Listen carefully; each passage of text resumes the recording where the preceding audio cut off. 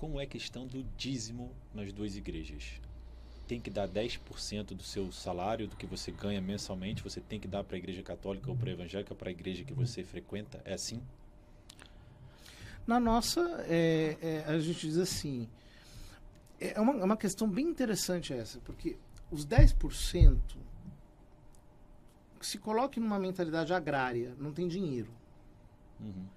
Então você separa 10% da colheita, 10% do gado, etc., e leva para o templo de Jerusalém para a sustentação do culto ali. No Novo Testamento, o cristão deveria, inclusive, ser mais generoso do que isso. Porque, além de ajudar com essa quantia, nós temos que fazer obra de caridade, nós temos que fazer um monte de coisa. Sim. Que os judeus não eram obrigados a fazer, nós fomos. Então, na Igreja Católica não há a estipulação de um valor. De um o que valor nós dizemos, fixo de 10%. o que nós dizemos é o seguinte: você vai aí na sua consciência, analisa com Deus o quanto você pode contribuir com a Igreja para a sustentação do culto divino. E é toda missa, né? Na igreja evangélica é todo culto, mas toda missa a pessoa tem que doar? Não, você tem um momento das ofertas. Mas Quem toda missa que quiser- ela vai, se ela vai todos os dias ou se ela vai 2 vezes por semana, 2 vezes por não mês? não há uma obrigatoriedade, não. Como é que é na igreja evangélica? Assim, eu amo dízimo, de verdade, eu amo dízimo, amo oferta, porque para mim é totalmente espiritual. Jesus, ele fala mais de finanças do que salvação. Então, para você ver, mas por que? Porque ele precisa de dinheiro? Não, ele é o dono. Então, assim, não é que ele precise, é para a gente aprender a saber administrar o que é nosso. Então, o pai está ensinando a gente a administrar. Então, o dízimo é totalmente a representação da gente aprender a administrar, ser obediente e ser fiel. Ter fidelidade. Porque quando você aprende a administrar o que você tem, o que você faz? Você não perde, ainda você consegue multiplicar.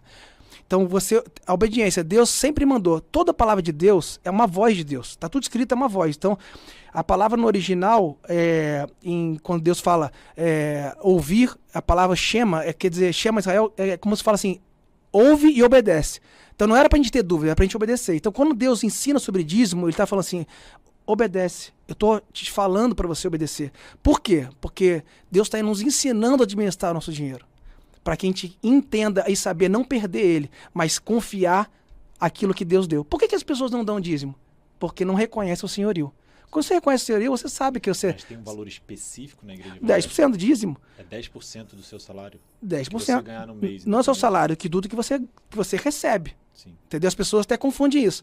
Não é 10% do seu salário que você ganhou, vamos dizer, num clube. Sim. É 10% do que você recebe, porque às vezes você pode ter investimentos. Então, aí já a oferta é um investimento. Por quê? Porque você crê... Existe a diferença do dízimo e da oferta. Existe. Existe a diferença entre dízimo e oferta. São vários tipos de oferta. Sim. Então, assim, eu amo o dízimo, amo a oferta. Tenho muitas coisas maravilhosas para falar sobre isso, né, e pessoas que vivem isso. Então, Deus está ensinando a gente a administrar. Por quê? Quando a gente entende o senhorio do que ele é, se ele é o dono, por que a gente tem medo de perder? E sabia que uma estatística, eu estava vendo, acho que foi até semana passada, 73% das pessoas no Brasil estão endividadas. Um país cristão? Por quê? Porque não entende a administração, não entende o poder das finanças. Não o poder do dinheiro, das finanças, porque o poder, o amor ao dinheiro, não é o dinheiro, amor ao dinheiro. Mas também tem o fato que aqui no Brasil não se paga salário justo, né? Não, tudo bem, é outro caso. Mas tu falando assim, quando você vai no espiritual, né? Tipo assim, enfim, se a gente for entrar em política, essas coisas, né? Infelizmente a gente vai... Não, sabe por que eu digo isso, pastor? Só para um entendimento. Por exemplo, às vezes eu tenho um paroquiano que tem 5 filhos e o salário dele tá ali. Se eu disser para ele, você é obrigado a dar 10% para mim, eu estou sendo cruel com ele. Sim. Porque ele não ganha um salário justo para sustentar aquela família. Num país com o nível de desemprego que a gente tem, a gente precisa ter um pouco de cuidado, né? Então, essa pessoa, talvez ela vai poder dar um dízimo muito, muito pequeno. Mas é aquela, sabe, tem a cena do evangelho da viúva lá do gasofilácio. Que ela deu 2 moedinhas que talvez não foram nem contabilizadas. Sim. E ele diz, olha, deu tudo que tinha. Sim. Então, é diferente de uma pessoa que tem, sei lá, recebe um salário muito bom, que ela tem rendas muito boas, ela pode dar, ela não é generosa. Aí é diferente. Agora, no Brasil, a gente vive um país muito desigual. Há muita desigualdade. E é uma coisa muito estrutural. E eu digo isso porque existem algumas confissões cristãs que abusam muito disso. Parece um leilão. Eu sinto isso, então eu vou dar um depoimento meu sobre isso, que eu tive a oportunidade de conhecer várias igrejas, a maioria delas evangélicas. E na maioria delas, eu não me sentia à vontade de doar um dízimo, doar uma oferta, ou fazer até uma doação de oferta, porque dentro da igreja eu não sentia que eles iriam usar a minha doação, a minha ajuda para coisa certa. Então, eu tive esse sentimento. Infelizmente, acontece isso. Deve acontecer na igreja católica também, não sei, mas na igreja evangélica acontece de uma forma que você entra na igreja e você vê uma foto muito grande do Pix. Para você já, automaticamente, você está entrando na igreja buscando Deus e você vê um Pix, as informações do banco, e fala assim, peraí, isso aqui é um banco. Mas isso é uma coisa diferente da igreja católica, porque tipo, você não vai ver um padre comprando uma Ferrari, usando um Rolex, isso não existe, você faz voto de pobreza. Não sei se eu tô certa, padre. Um católico, por exemplo, se eu chegasse isso com não um existe, negócio entendeu? com carrão, os meus paroquianos iriam ficar escandalizados. Tipo, é até um tipo de afastamento, talvez, não? Tipo, nenhum padre pode usar o dinheiro da igreja como ele quer, ele usa para obras da igreja. Legal. Na igreja evangélica existem pastores que têm grandes carros, relógios maravilhosos e tal, e a gente se pergunta, como aconteceu lá em Reis, para onde está indo, né, a minha ajuda? Você veja, é que também, como eles pegam a prosperidade financeira, como é que ele vai chegar lá com uma roupa barata e um carro popular? Então, dentro dessa lógica, as igrejas que exploram muito a teologia da prosperidade, tem um carrão. Eu já vi pregações que dizem, olha, eu tenho um iate, Deus vai te dar um iate. Exato. Agora, acho que o ponto aqui é o seguinte: nós, por exemplo, a gente não fica pedindo dinheiro, né? Tem lá o momento das ofertas, quem quiser dar, de vez em quando a gente faz um certo aviso, um lembrete. Eu nunca vi na igreja pedindo ou falando sobre isso. Só que uma das coisas que eu mais percebi na minha vida é que os pobres são mais generosos do que os ricos. Então, é impressionante. Se eu preciso fazer, por exemplo, uma capela, é muito mais fácil que um pobre dê, às vezes, uma situação um pouco mais difícil, do que um rico chegar lá e falar assim, padre, olha, eu estou te dando 100 mil reais para o senhor fazer essa capela. Isso é muito raro. Acho que é muito do pecado da idolatria, né? Que a gente falou aqui, que o ser humano acaba idolatrando dinheiro, né? Mas não é bem isso só. É porque é o seguinte, se eu prego que você tem que ter, qual é o sentido que tenho?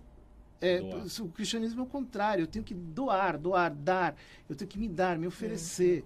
É outra coisa. Mas é muito... É porque a teoria da prosperidade e muitas coisas foram deturpando muitas coisas ao longo dos anos da palavra de Deus. Mas quando você entende o que está escrito, é o que está escrito. Então, não é porque eu tenho... se eu tenho, eu vou dar. Se eu não tenho, eu não vou dar. Não é por... E outra coisa, Deus, a promessa dele que ele supriria todas as nossas necessidades. Então, não é porque se eu tenho ou não tenho, é por fé. Então, a partir do momento que eu entro no racional, eu não entro na fé.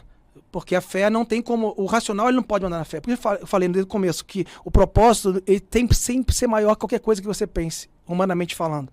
Então, usufruir das coisas, você ter um carro, ter um relógio, então, senão a gente vai pegar assim. Então, se você é um homem de Deus, tem que ser pobre. Porque você tem que doar tudo. E não é bem por aí. A gente tem que... Pra nós é assim. Então, mas... Pra nós então, é assim. O que a gente pensa não é assim. A gente crê que... Você não afasta um pouco a pessoa que quer doar? Eu tô lá, vou na igreja. E tem um coração aberto ali, eu vi uma palavra maravilhosa. E aí chega o pastor com um Rolex de 400 mil e um Porsche. Você não acha que você não acha que isso daí vai afastar a pessoa que está ali de coração aberto querendo ajudar a igreja? Será que se eu doar aqui 5 mil, 10 mil, 500 reais, 50 reais, o que for, ele vai usar da forma correta? Então... Você não se questiona aí? Ou assim, se atrair vai ser pelo motivo errado, que vai ser, eu também quero um Porsche. Entendi. Mas assim, um dia todos nós vamos chegar diante de Deus.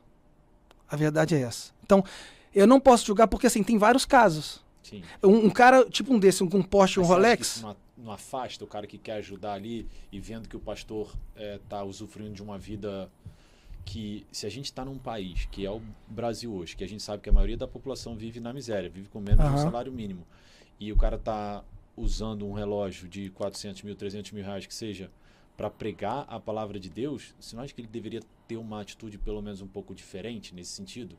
Porque eu vi isso aí ninguém me contou. Eu fui a igrejas que eles tinham relógios mais caros do que um carro, mais caro do que um apartamento. Então, dependendo, cada caso é um caso. Para quem é cristão, isso é um escândalo. Porque, veja, por que raios eu preciso de um relógio de 400 mil reais? Para quê? Para ostentar? Um carro de 1 milhão. Para que Tipo, eu é preciso muito disso? anticristão Será que isso. carro, Não tem como ser cristão. Tá, eu posso ter um carro bom. Se eu tenho que fazer muitas viagens, etc. Né? Eu posso ter um carro bom. Mas por que eu tenho que ter um carro de 1 milhão de reais? Porque, na verdade, o relógio, né, nesse caso simbólico, que a gente vê o pastor ali, eu acho que ele está ostentando uma vida de se prosperar. E quando você está ali de coração aberto, como acontece lá em Reis, que as pessoas vão doar, né, vão fazer as ofertas das ovelhas, e os filhos de Jacó, se não me engano, de quem lá em Reis, que não usam as ofertas da forma certa. Isso é primeiro de Samuel, os filhos de Eli. Filhos de Eli. Exato. E eles não usam da forma certa. Eu sinto um pouco disso na igreja evangélica. Quando você está de coração aberto ali, se ouvir uma palavra maravilhosa, você quer doar, eu não sei de fato se aquele meu dinheiro vai para o lugar certo. Então eu automaticamente me afasto dessa igreja. E não sou só eu. Eu tenho certeza que se eu tenho esse tipo de pensamento, muitas pessoas têm. Entendeu? Mas então, a gente tem que fazer o que está escrito. Aquilo que o outro vai fazer com aquilo que ele tem que fazer é ele com Deus. Você está entendendo? E outra coisa, por exemplo, às vezes o valor para você às vezes um carro BMW para você é um carro normal.